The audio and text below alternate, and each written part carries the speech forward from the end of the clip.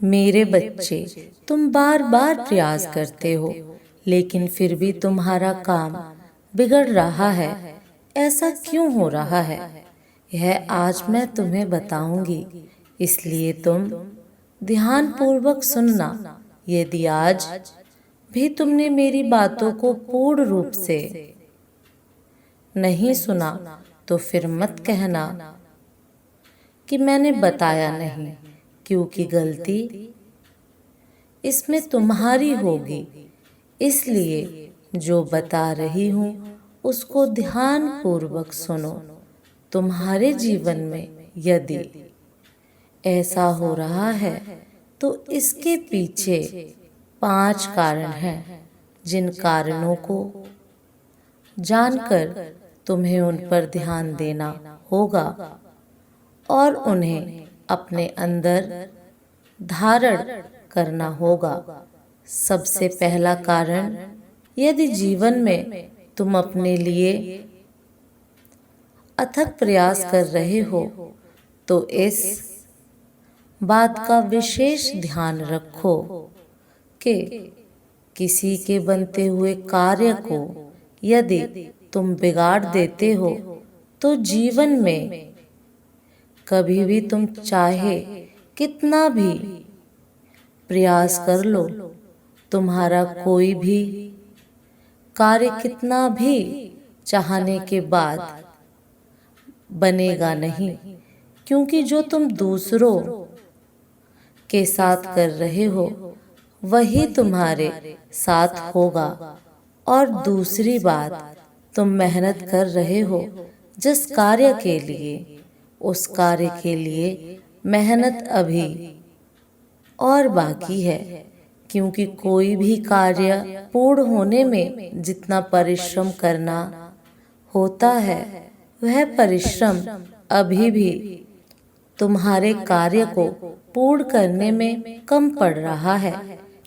इसलिए तुम अपने परिश्रम की गति को और तीव्र करो, उस पर इतनी मेहनत करो कि तुम्हारे मेहनत की हद पार हो जाए। जिस प्रकार लोहा अत्यधिक गर्म करने पर पिघल जाता है, उसी प्रकार तुम अपने आप को कर्मों की अग्नि में पिघला लो। और तीसरा, तुम जिस कार्य को कर रहे हो उस कार्य को लेकर तुम पूरी आशा रखते, लेकिन उससे कहीं अधिक तुम्हें प्राप्त होगा। लेकिन किसी भी चीज को प्राप्त होने का एक निश्चित समय होता है। जिस प्रकार विद्यार्थी परीक्षा देने के पश्चात उसका उत्तीर्ण होना एक निश्चित समय पर निर्धारित करता है, उसी प्रकार तुम्हारा उस चीज को प्राप्त करना एक निश्चित समय पर निर्धारित करता है।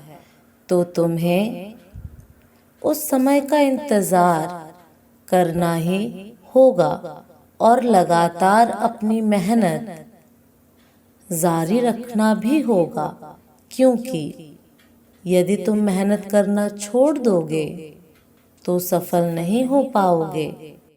चौथा, तुम किसी भी कार्य को खुद यदि जबरदस्ती कर रहे हो और तुम्हें उस कार्य को करते हुए खुशी ही प्राप्त नहीं हो रही, तब भी तुम कार्य को नहीं कर पाओगे और तुम्हारा कार्य नहीं बनेगा, बनकर भी बिगड़ने लगेगा।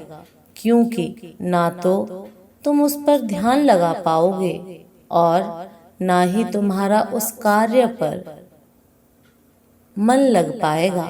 क्योंकि जब तुम्हें उस कार्य को करने में खुशी नहीं होगी तो तुम केवल अपना समय ही बर्बाद करोगे। इसलिए ऐसे कार्य को भी मत करना जिसे करने में तुम्हें खुशी प्राप्त नहीं होती।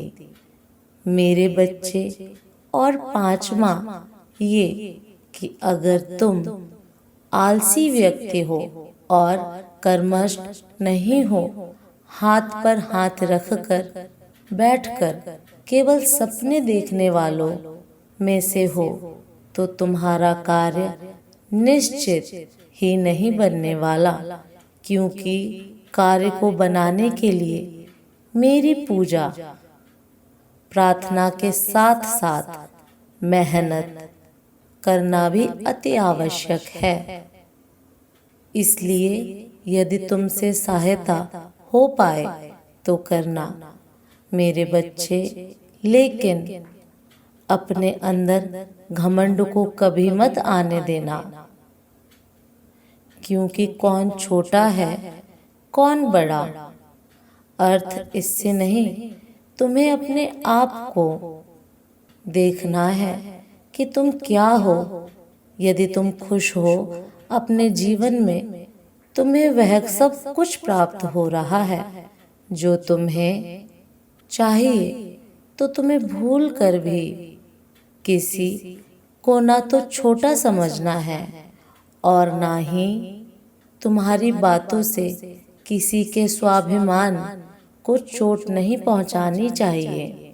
मेरे बच्चे, कार्य तभी बिगड़ते हैं और बनते नहीं जब तुम अपने पैरों से खुद कुल्हाड़ी मारते हो, अर्थात या तो तुम आलस करते हो, कर्म नहीं करते, या तुम कर्म करते हो, तो तुम्हें उस कर्म में खुशी प्राप्त नहीं होती, या तुम सच्चाई ईमानदारी के पथ पर चलते हुए कार्य नहीं करते, या तुम जिस कार्य को करते पूरी मेहनत के साथ नहीं करते हो, तो तुम्हें उस कर्म में खुशी प्राप्त नहीं होती, या तुम सच्चाई ईमानदारी के पथ पर चलते हुए कार्य नहीं करते, या तुम जिस कार्य को